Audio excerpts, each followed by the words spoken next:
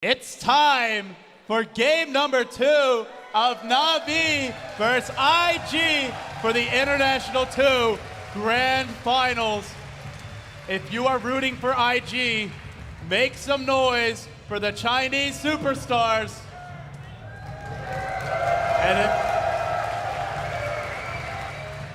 And if you're rooting for Na'Vi, make some noise for the Eastern European defending champions.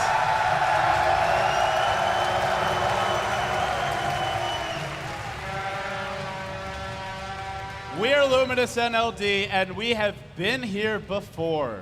First against IG, then against LGD. Na'Vi drops game 1. And it's a warm-up game. It's a warm-up game. Yeah. Their fingers are a little cold. You know, they just want to stretch them out, limber up a little bit, shrug the shoulders, relax. There's not $750,000 on the line. They're just kids on the playground having some fun. But they've been in this position before, and they bounced back and stomped their opponents the rest of the way. Yeah. Do you think we're going to see that here? It depends on what they pick. It really does. Now, IG has shown that they're not afraid to ban Pudge on the 4th and 5th ban.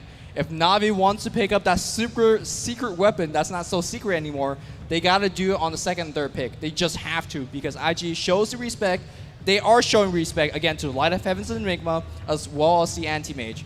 Some call it Chinese kryptonite, the Pudge. I do. In the International 1, it was very powerful against eHome. We've seen Na'Vi use it time and again in this tournament against teams in the group stages. We saw Dendi playing out of his mind versus Complexity, hitting blind hooks 5 seconds after heroes disappear into the fog of war. Absolutely no problem. They get a hero that can really set that Pudge up. Darkseer, and of course, very versatile. We talked about him last game. Leshrac is the follow-up pick. If they want Pudge, they have some great burst damage, and they have Surge, Ion Shell, 2 of Pudge's best friends. But IG get a hero that's been winning so many games, a hero that Dendi has had a lot of success on. It's the Rubik.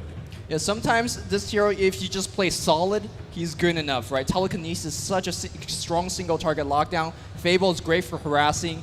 Of course, if you play out of your mind and steal some Ravages, it's a really time-changing spell in the game. And of course, it's so versatile. Puppey has said on interviews he's not ready to face this hero. He's not prepared to face this hero, but he leaves it in the pool. There was a long time he was thinking what last hero to ban, and Rubik is the first pickup for IG. Pudge or not Pudge aside, Darkseer and Leshrac are great heroes. Of course, Arzard, again, playing out of his mind on the Leshrac. He's just landing splurfs without setup. That's really, really hard to do, and he's doing it constantly. He really is. Just anecdotally, I feel like he's hit 80-90%. Wow. It's the Night Stalker and the TA, the tower diving tandem for IG. Are we going to see YYF and Ferrari handle these two again? We most likely will. That means a support Rubik, probably handled by Chuan, YYF on the Night Stalker, Ferrari on the Templar Assassin. That leaves heroes to be decided for Faith, as well as Zoe. And one great ability that Pudge has to deal with that TA is Rot to chew through the refraction charges. Are they thinking Pudge? Everybody is waiting with bated breath. If they want to pick it, they really do have to do it now. They really have to do it now. Again, IG will ban it at 4 or 5. Now my question is, if you pick up Night Stalker and TA right now, Na'Vi could just construct their entire draft to basically dodge around these heroes. They can't be that afraid. They're in a better position compared to last game. Last game, these heroes came a little bit later. So right. Yeah, I think Na'Vi should be fine. But that also means IG has a little bit more secret weapons under their sleeves. Na'Vi has more time to construct a response in this draft. No, they don't go for the Pudge. They go for the safe pick, the stable pick. It's Puppey's Chen here. This gives them strong lanes. It means that they can have that extra solo. Throw Darkseer in the off lane. Now it's time for the bans. Respect bans again. The Juggernaut to start. I expect it will be the Pudge to follow. But what is Na'Vi going to look to ban? And is IG going to go the exact same route with their last 2 picks? Will it be a Broodmother? Or are they looking in a different direction? Ooh, they're going to ban up the Shadow Shaman for themselves as well. So it seems like it's going to be a little bit different from compared to the previous time. It's not going to be a Naga Siren. It's not going to be that Wombo combo buildup. Again, when you open with the Darkseer, you have the ability to do so. But I'm not sure if they're going to do it again. Of course, it's going to be the Pudge ban. Na'Vi knew it's coming, but they chose not to pick it, and now it's going to be gone. Again, if they know that they saw last game, IG will ban it in the 2nd stage. Sure. Na'Vi knew that if they wanted this Pudge, they had to take in the 1st stage. So they don't want the Pudge. That's fine. That's great. There's still a Naga Siren available. There's not an Anti-Mage. That's been banned out the Morphling too. So what is Havos going to play this game if it's not the Naga Siren? I mean, looking at game number 1 and right now in game number 2, Puppey talked about how he figured out IG. But right now it's IG figuring out Puppey and Na'Vi. Navi's got to construct some kind of response or this crowd is going to be silent for the next couple hours. There's a few IG fans out there, but it's definitely Navi's house overall. That last ban, it's a Tidehunter. Na'Vi, perhaps wanting to go for a wombo combo, banning this Tidehunter out. It's the Broodmother again. It's the same draft for IG. IG says, prove that you can beat us. Prove that you can stop us from doing the exact same thing that we did in game number 1. Does it matter at all that IG's on the Radiant side? It could. The 2 Aegises were pretty helpful last game. Yeah, it definitely was. And Templar Assassin was able to sneak in early because they had the quote-unquote dire advantage. Now here, they don't have it, but this draft is just so powerful, so versatile, so quick. I'm not sure if Na'Vi could keep up. These heroes, not the strongest laners, though. That needs to be said. TA, low range, can be countered by damage over time, like Edict, Chen traps if he gets a netting creep, the Dark Troll Warlord, or even the Ursa Stomp, or the Ursa Clap, the Centaur Stomp. Dragon Knight is the choice. That's Havos hero.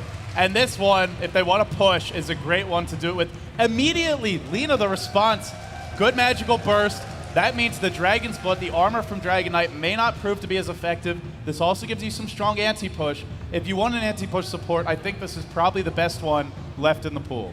But it really shows you what Na'Vi wants to do. They don't want to fall behind early. Level 6 Elder Dragon form from Dragon Knight will give you tower push. You have Leshrac, you have Chen. You are going to be pushing down a lot of towers. Don't forget Surge plus Dragon Tail on the ranged Dragon form. It's a lot of initiation range. And heroes like Night Stalker, Templar Assassin, sure, they have a lot of effective survivability. It's a Naga Siren to finish it off.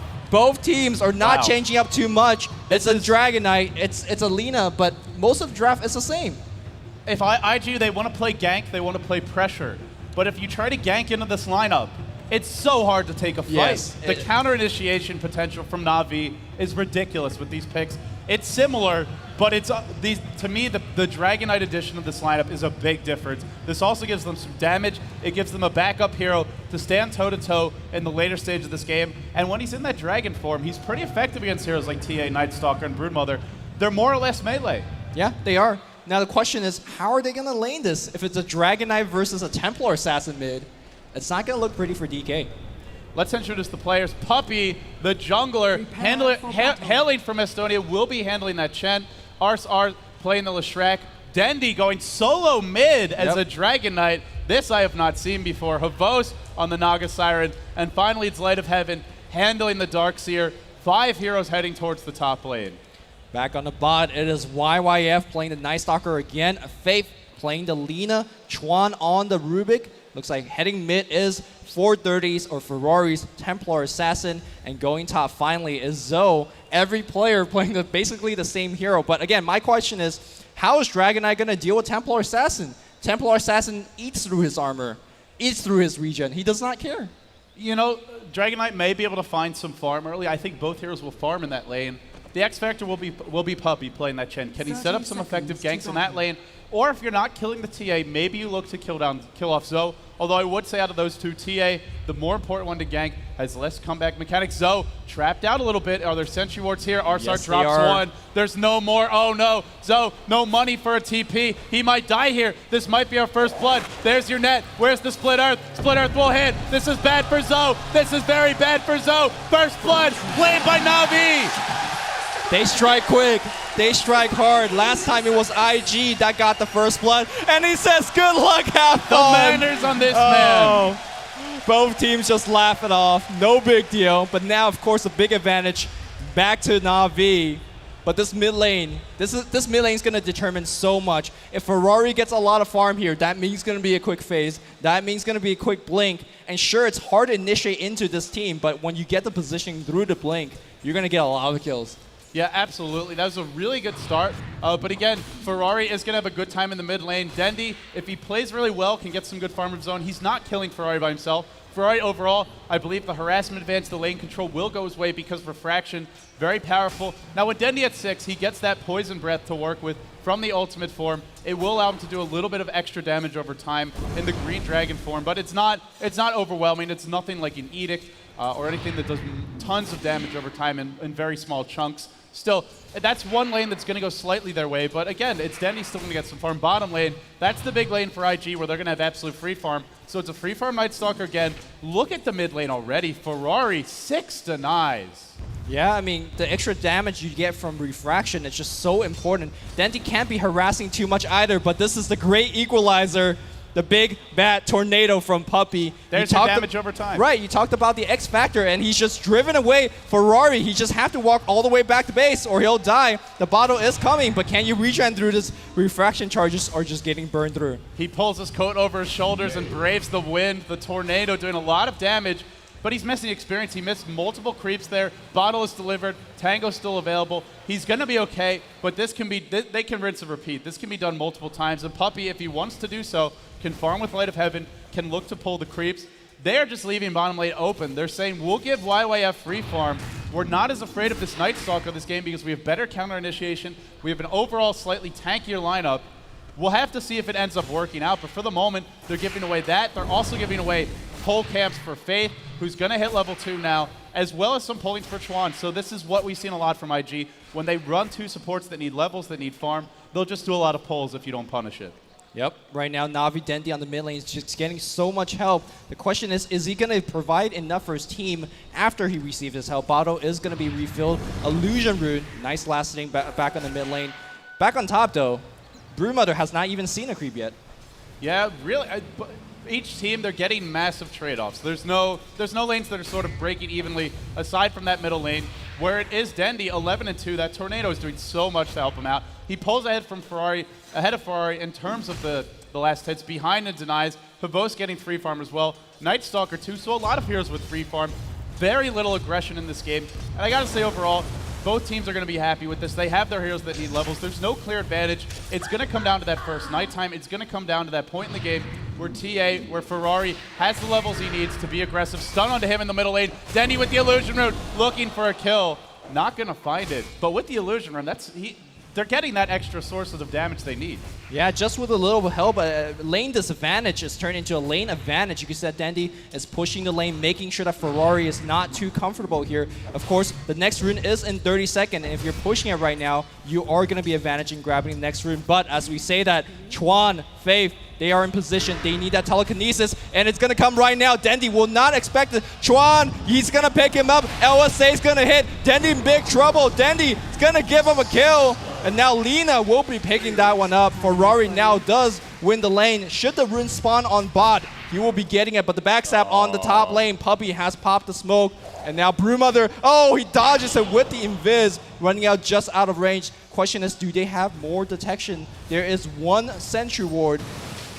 This is crucial. Broodmother not dying there means it's not just the kill they get on Broodmother, slowing her down. Oh, there's another net. Puppey, they want to go again. There's your stop. Perfect chain stun. Split R2. They pick up the kill. Na'Vi, as I was about to say, if they can find that kill, they start to work on the tower. Arsart sent back to base. The glyph is forced. They're not going to bring the tower down, but that means with the glyph out of the way, if they want to keep on pushing, Broodmother can't really do anything against this. The sentry ward under the tower. If the lane gets pushed back, the sentry ward will fall, but it's already paid for itself with that kill. Na'Vi pressuring this tower, but Broodmother losing towers early is not always bad. It means it's easier for her to farm safely in the lane. It's farther for Na'Vi to dive to try and kill her off. The tower is going down soon. Na'Vi, who's going to last hit this? Spiderlane's created, trying to draw that creep wave back. Pavos can tank this. The catapult doing work as well. Who's going to last hit it? Is he going to attempt to deny? No. Zoe just going to stay back. There's no Spiderlanes. There is a Spiderlane. Denied by the Spiderlane. Bruling denies here from Zoe. What kind of micro is he working with? Back in the mid lane, Dendy harassing away. But that deny, it just blew my mind right now. IG on the bot says, you push our tower, we'll be pushing yours. Light of Heaven showing his face on the bot lane. He's got level 4 because of jungling, but his creeps are just getting assassinated. This tower is just getting so low, and we're getting to that first nighttime. Wow, right now. The tower goes down for IG, not denied. YYF, again, 1,000 gold in the bank if he's big. Top lane, Zoe in a lot of trouble. He's going to take a fall. Another kill for Havos. Killing spree already. And Naga Siren, the ult already picked up. Arcane Boots picked up. Last game we saw Havos went for a Relic. He was too far behind for that Radiance to kick in. But we saw him farm a lot on Anti-Mage. If he goes for the relic, if he wants to go for it again, I should say, he's getting a fantastic start to do so. Bottom lane, Light of Heaven, searched away, YYF, big dive. This is aggressive, very aggressive. Where's that Void? One more right click in the shadow of his own tower. The surge attempted, not enough. And YYF is having a fantastic start to this game. And Dragon Knight is just not that type of ganker, not a Queen of Pain, not a Rubik that could rotate off and just provide a lot of assistance. Look at how low these guys are, and Naga just too slow to catch up. It is going to be another Arcane Boots build on Havosi. Got it in game number 1 as well. But right now, it's IG's game. They're running through all the offenses. They're diving far behind the tier 3 tower for the kills. Back in the mid lane, trap being used. The Splurf, Arzard, he's doing a lot for his team right now, but Ferrari is completely fine. Another trap being used. Arzard still going for it. Not going to get the kill. Yeah, even though, because the creeps are there, the Edict, although it chews through the refraction charge, is not doing nearly as much damage as it could. The big thing for me is Nago is forced to TP towards the bottom lane, which means Zoe is left unchecked, unattended. Riptide is great to kill off those Spiderlings, slow down the push. Look at Zoe hitting 5. Gonna start farming the enemy jungle with Spiderlings. If he gets this tower soon, that would be big, but middle lane, it's Ferrari, Dragon Tail, net held in place. Ferrari will be denied. He will not have that powerful start he did last game. Na'Vi, they are not shutting down not YYF's Night Stalker, but they're shutting down the big impact player from last game. Above all else, it was the Ferrari show. Yeah, silver lining here for IG fans out there is that Naga's forced to move around the map to gank instead of continuing to shut down Zoe on the top lane. You can say that Zoe is getting so much room. He's level 6 right now. And previously, he was just at 1, doing absolutely nothing. Here comes a rotation from YYF if he's not getting blocked by those Spiderlings. Oh, Light of Heaven on the top lane is so much trouble. Is there going to be any silences? Oh, double TP, a rainbow of TPs, and that's going to force everybody back. Arzar, does he have protection? Even no, for Arzar, no, it's going to be the counter gank to the counter gank. 430 runs in. A lot of damage being dealt There's to the AA. Oh, the 2-man stun. Is it going to be enough? Arzar so low. He will survive. The gank goes the other way. Net cooling down. Oh, the Song of Siren. That's going to allow his teammates to come in. Where's Light of Heaven slowly walking in. The vacuum ready to go. Should they want to use it? They want to focus on 430. Oh, the net, the right channel. click. He's done. And now the send back here for the Darkseer. Darkseer's fine. Darkseer's fine. He's going to be okay. Faith now on the run. Faith too slow. Another kills against IG. It was 5 heroes. It was 5 heroes in that fight. Now they won YYF stunned, held in place. There is no backup. He will be okay. Na'Vi finding the kill. Scores now 7-3. And we're already seeing the crowd getting into this game. Perhaps Na'Vi's 6th man. We'll have to see. They have a good start. But overall, still a pretty even game. In terms of gold, a pretty significant experience lead, though, for Na'Vi. The tower advantage for the moment. There is no tower advantage, I should say. Bottom lane, it's Chuan pulling in Light of Heaven. Fade Bolt, Silence, the Void, the Split Earth. This time it misses. Arsart outmaneuvered by YYF. They needed that kill. And with that kill, it means Zoe will have a little bit more room on the top lane. Yeah, he's been getting ganked repeatedly. Also died in previous engagement. And middle lane. Middle lane as well. Dendi being pressured. Ferrari, despite not having that start, they were looking to go. Unfortunately, the Light Strike Array not going to land. Yeah, I mean, despite the Radiant team not getting too much kill, they're putting up so much pressure. Na'Vi's dancing to the IG's tune right now, and that's not how you want to play the game if you're Na'Vi. Look at the amount of wards on the mid lane, both teams. The trap goes on. YYF comes in from the right side. Dendi's dead. Can Arzar get a kill? No, he cannot. He's gonna get killed. Comes in Havos. Havos wants to man mode this one up. Laguna play gets dropped. Faith's gonna be fine. Nighttime gets summoned. Havos half HP. Where's the slow? There's gonna be the traps. They're gonna run straight in. YYF sees a TP. He's gonna back off for now. This is gonna be the Light of Heaven. No surge, no chase. And right now, IG gets away scot-free. Everybody low. Score 6-7. IG down by 1. Perfectly executed gank by IG, and that is something we really want to keep an eye on. Whenever that Naga Siren ultimate is down, or if the Hand of God is down, if either of those, especially if both of them are down, that's where IG can look to be really aggressive and the perfect rune for a Templar Assassin. DD, you can make an argument for that once your Blink Dagger is up, but this means unlimited chasing potential for him. It's going to be a haste going on to Ferrari, not popping it just yet, but the counter initiation for this team just got a lot bigger in that next engagement. Again, every time they're finding kills, that's freeing up space for Zoe on the top lane. I believe he will go for the Hand of Midas like we saw next game, holding onto his gold, 1350 picked up, and that will allow them to try and farm their way back into this one. What do you think of that choice? Do you think it's the right selection? I mean, I don't think they have an option right now. They can push, but then they're just not big enough. He just get outright killed by Night Stalker, which is not something you say too frequently about a Dragon Knight. Here, you can see that IG is setting up a trap for this tier 1 tower. Navi senses it, and they're going to just back off. Another free tower here. Oh, just as I say that, teleportation comes in. Everybody backs up. It's going to be the Song of Siren. Oh, Vacuum where's is the ready. follow-up?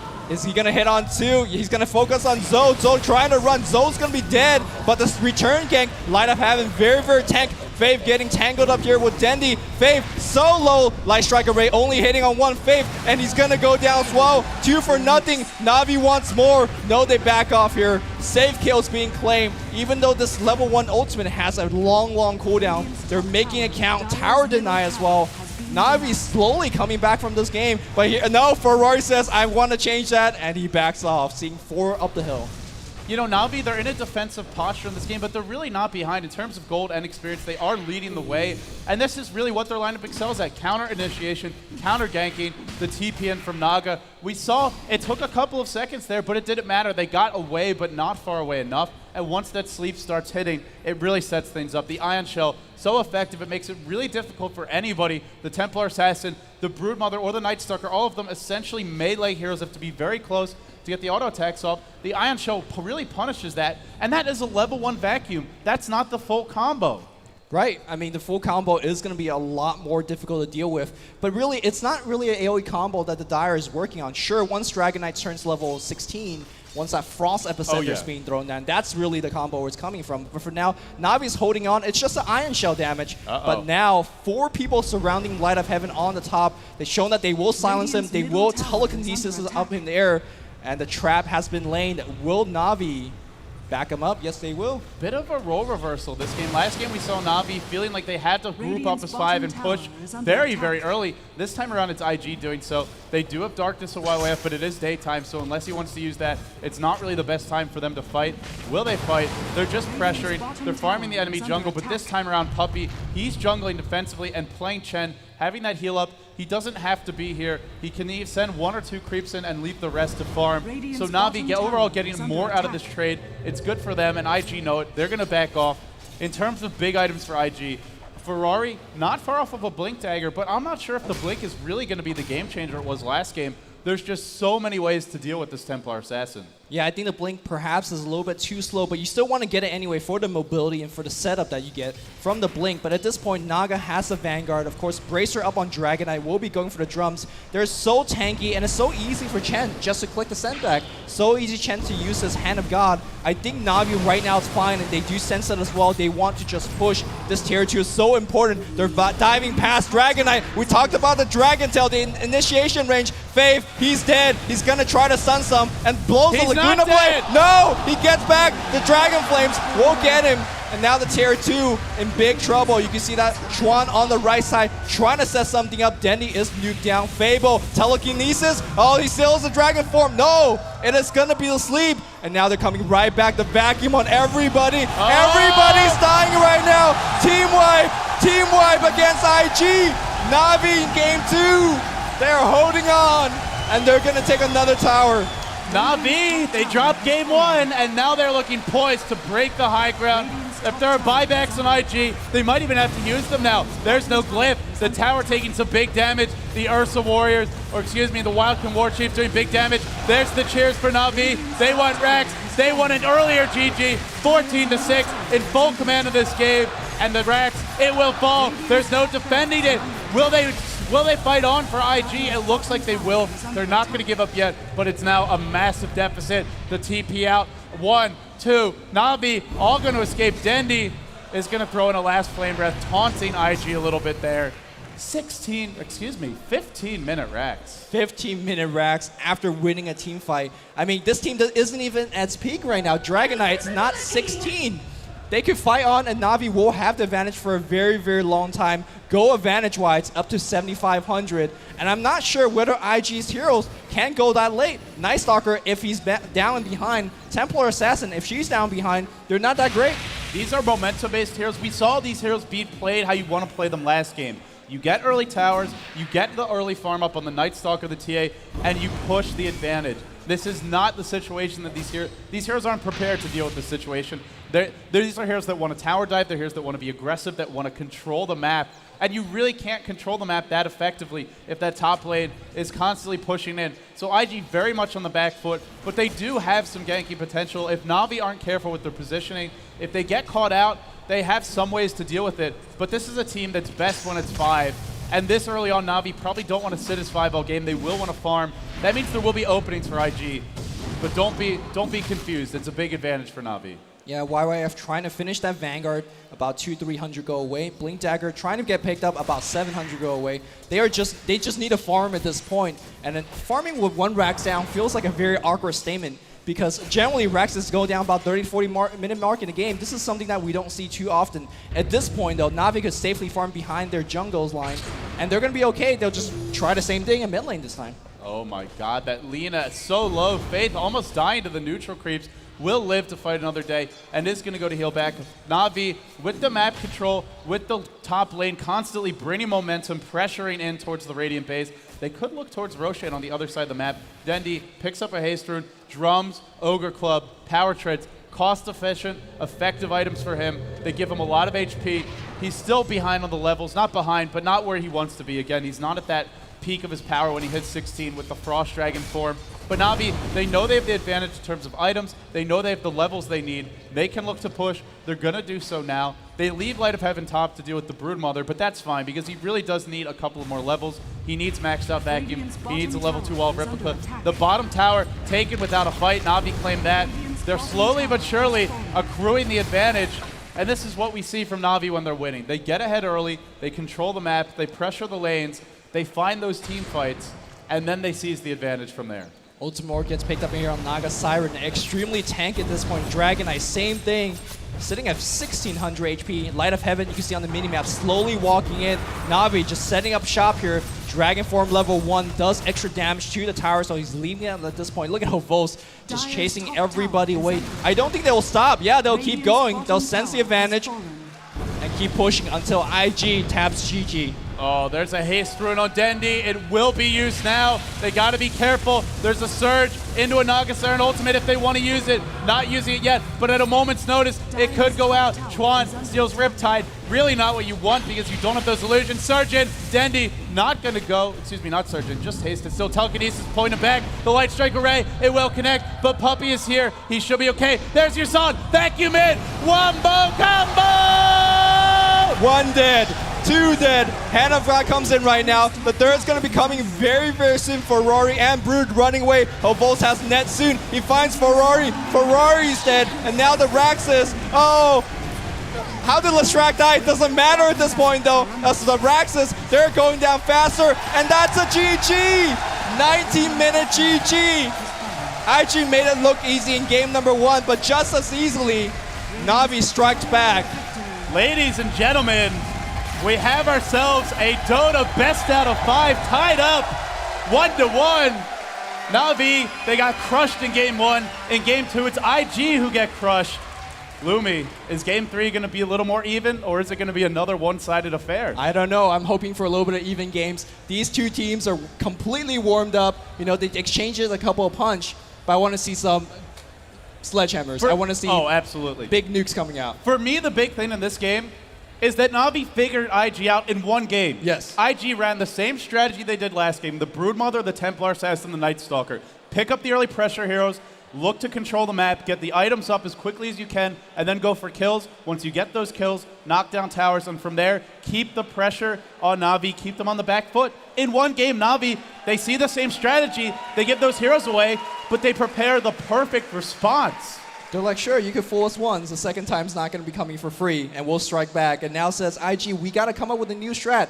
Na'Vi's got a lot of strats up their hands, so it's going to be a new game. But for now, let's see what the analyst table got. It's not going to be 3-0. At least it's going to be 3-1. Back to you guys. There we have it then, 15 minute racks, and of course a convincing win, and we find ourselves tied up 1-1 in a best of 5 here in the grand finals. Gods, what do you want to... What do you have to say for yourself? I was wrong. Bruno has something interesting to say about DK though, so let's move on there. Well, DK was the difference. What a big man. I've never seen Na'Vi pick or play DK. Neither really. has I, and it was a complete. That was the one change from game 1 to game 2. Wait, was the Bruno's DK. putting his hand Actually, up. Bruno's got a great stat here. He I said not- did This is see gonna go Denti on. play DK once, and it was a very famous game. Not good for Navi. It was the first defense way back when the game where Darkseer became popular. Denti picked Dragon Knight just for tournament, and all this Vandit team picked Darkseer and then wrecked completely Navi, which was unbeatable at that time. So Denti wasn't happy and kept Dragon Knight hidden for a long, long time, just to show us back his power in the international team. Yeah, that Well, was how many the- times have they actually played DK then? Two. That's now I mean, two. that's This is now twice. two. Yeah, They've that- only ever played they only DK once played- before. Well, Dindy. It's Yeah. the second time Dindy's played DK. Yeah, They that's might right. have picked DK No, outside of Havos played it once. Right. 3 times total. But that. That was actually the I don't- beginning of the Darkseer phase. Did you actually? Can you credit a win to that? Surely it was everything else just. No, going no, right, they played because very mid well. lane was okay, but it was the ganks. The Broodmother was played by Zhu was just getting shut down so bad. Zhao, yeah, that's his other name. Yeah. Joe also another Joe. name. Yeah. Call him whatever you want. But to me, yeah, it's actually quite funny because sure, Navi figured them out, but Navi actually ran almost the identical strategy of, well, they had 3 of the same 5 picks with the Chen, Darkseer, as well as the Naga Siren. I mean, Dragon Knight at mid wasn't the one who controlled the game, so if anything, it was just adjustments in the way Navi moved and ganked around the map. The key for me was sort of around 10 to 11 minutes, we had Navi. They had managed to gank so well. Brood was 0-5, Templar Assassin was 0-2, and Night Stalker, who was in the safe lane, was the only one with a positive score. and Yeah, when they picked the Dragon Knight, I was actually a little worried because I feel like Dindy, he's the best player on their team, and his biggest skill is his mobility and his ability to move around the map, stuff like that. And DK has none of those abilities, so it's kind of a odd thing for that to happen. But Navi take it back. They get even up 1v1. Now, if you want to support Navi, you can go to the Dota 2 store. The pennants up at the top, those numbers below the names, if you take a look at those. During the game, you actually see the little prop-ups where it says, oh, you witnessed something and you get a prize. So if you go buy a pennant, you can support your team. That money goes directly to Navi or IG, and then you have the opportunity to then win a prize, maybe a courier or so during the I think match. it's only like 99 cents as well. Navi have got themselves. I know plenty of Gods pennants. has his IG pennant on at the moment. Do you have an IG pennant on, Gods? Don't All lie. No bias Don't here lie. at the I do not. He's a liar. Oh, you don't? Okay. Let's check out then, of course, where Navi started looking really, really strong in Game 2 with this team wipe. Yeah, I mean, this is just the full force of Navi on display here. At this point, Havost is pretty fat. DK's got a lot of items. They can just charge in here so aggressively. The haste of Darkseer on Dindy's Dragon Knight, just immediately initiation. Of course, we see Naga Siren using that net to great effect. Now, actually, Lina's able to survive for a little bit until that Dragon Flare, or Dragon Breath, rather, comes up the hill. It's a long-range skill, and that they actually recently buffed that to give it a little bit longer range, so seeing that in full effect there. Yeah, I'm actually surprised IG engaged. I mean, it's a 4v5 fight, and then Naga Siren, this is it. The ultimate comes in, and it gives Navi perfect position, Boom. leads into the vacuum, and they drop. As LD so eloquently put it, Wombo combo. It was the first of a couple, and that was some fantastic play by Navi. We're going to have to see whether or not we see a Darkseer Naga Siren combo once again in Game 3. I mean, we've seen Navi pick it themselves, give it to other teams. It's not really the ban-worthy heroes. We're seeing the Morphling, the Antimates get banned, much to the crowd's delight, I imagine. I feel like this is kind of the story of the tournament, is the Naga Siren and the Darkseer. Navi have proven that they know how to beat it. Teams are starting to shy away from it. They don't take it. And then out of nowhere, Navi do what Navi always does. They hit you with a left punch, and then all of a sudden there's a sucker punch on the backside. And look, now we've got a Naga. All right, and of course, let's talk about the next game coming up. Congratulations to Navi bringing it back to 1-1. But of course, next game.